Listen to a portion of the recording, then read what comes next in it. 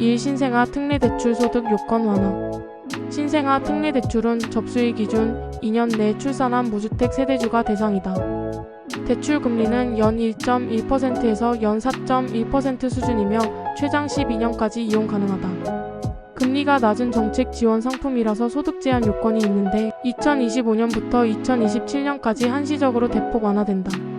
신생아 특례 구입 전세자금 대출 요건이 기존 부부 합산 연소득 1억 3천만 원에서 2억 5천만 원으로 완화되는 게 핵심이다. 특례 대출 기간에 추가로 출산할 경우 0.4%까지 추가 우대금리가 적용된다. 대출 한도는 구입자금 9억 원 이하 주택에 대해 최대 5억 원, 전세는 수도권 5억 원, 지방 4억 원 이하에 대해 3억 원까지다. 이때 자산 요건 구입자금 4억 6,900만 원, 전세자금 3억 4,500만 원 이하는 그대로 유지된다. 이 대출 중도 상환 수수료 50% 인하. 2025년 주택담보대출 주담대과 신용대출의 중도 상환 수수료가 인하된다.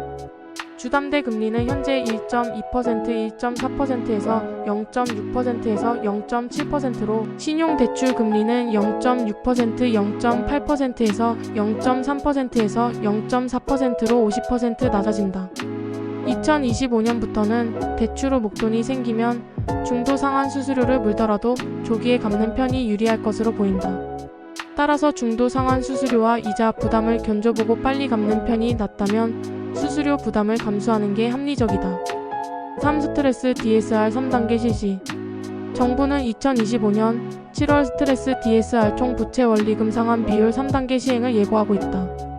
기준 스트레스 금리 100% 자산에 따라 원리금 부담이 늘고 대출 한도가 줄어들게 된다. 2024년 9월 50% 가산금리 적용으로 주택시장 거래가 크게 위축된 바 있다. 그런 점에서 스트레스 DSR 3단계가 시행되면 주택시장 유동성이 다시금 축소되면서 거래 감소가 불가피할 전망이다. 가령 연봉 5천만 원 차주가 수도권 아파트를 살 경우 대출 가능액은 2억 4,500만 원으로 지금보다 4,200만 원 줄어든 다30년 만기 대출이자 4.5% 가정. 다만 향후 주택시장 흐름에 따라 스트레스 DSR 3단계 시행이 늦춰질 수도 있어 정책 방향을 예의주시할 필요가 있다. 2025년 하반기 대출 계획이 있다면 일단 유동성이 줄어들 가능성을 염두에 두고 자금 계획을 세밀하게 세우는 게 좋겠다. 4. 청년주택 드림 청약통장 대출 시행. 2025년 2월 시행되는 청년주택 드림 청약통장은 청년에게 매우 유리한 상품이다. 일반 청약통장의 기본 혜택에 더해 우대금리와 비과세 혜택을 누릴 수 있고 1년 이상 가입하면 청년주택 드림 대출도 받을 수 있다. 청년주택 드림 청약통장 가입 조건은 청약통장에 1년 이상 납부한 19세 이상 34세 이하, 청년 중 연소득 5천만 원 이하 무주택자다. 청년주택 드림 청약통장의 대표적 혜택은 우대금리, 비과세, 소득공제다. 이 중 우대금리와 비과세 혜택은 청년주택 드림 청약통장에만 적용되는 꿀혜택이다. 다만 비과세 혜택은 영 근로소득 3,600만 원 이하 혹은 사업소득 2,600만 원 이하인 경우에만 받을 수 있다. 우대금리는 가입기간에 따라 차등 적용된다. 가입 2년부터 적용되며 5천만 원 한도로 최대 10년간 연 1.7% 우대금리를 추가로 받을 수 있다. 가입한 동안 주택을 취득하면 무주택 기간에 대해서만 우대 이율이 적용된다. 청년주택 드림 청약통장을 1년 넘게 가입하고 1,000만 원 이상 납부한 후 청약에 당첨되면 청년주택 드림 대출도 이용할 수 있다. 만 39세 이하 무주택자로 연소득 7천만 원 이하 기혼자 1억 원 이하인 사람이 대상이다. 분양가 6억 원 이하 전용 면적 85제곱미터 주택에 한해 최장 40년간 2.2% 금리로 대출이 가능하다.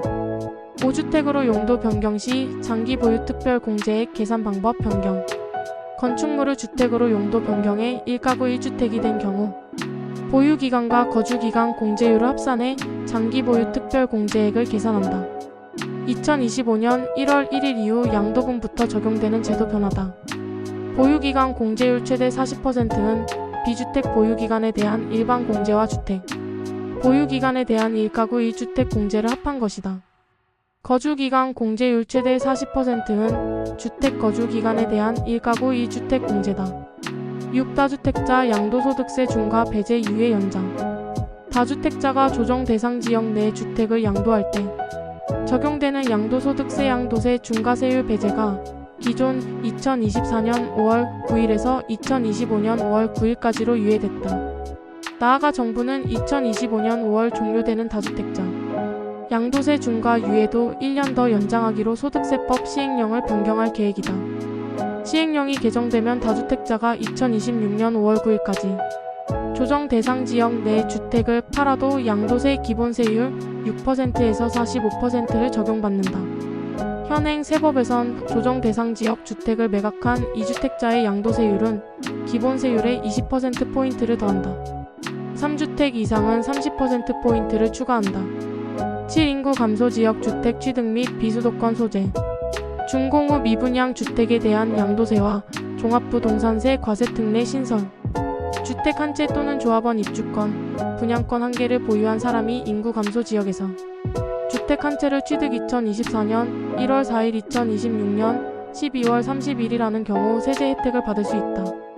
양도세 및 종합부동산세 과세에서 1가구 1주택자로 간주되는 상당한 특례가 적용되는 것이다.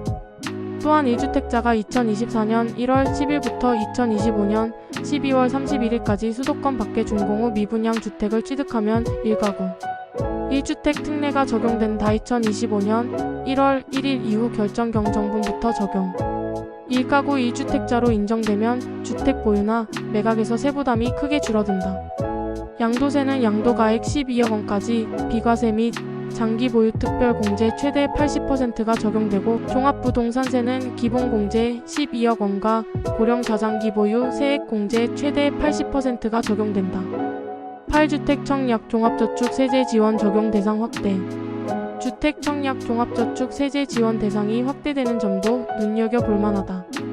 현재 연소득 7천만 원 이하 주택 청약 종합저축 가입자에게 적용되는 소득공제 혜택을 무주택 세대주뿐 아니라 배우자도 받을 수 있다. 소득공제 혜택도 연 납부액 가운데 300만 원 한도로 40% 최대 120만 원까지 주어진다.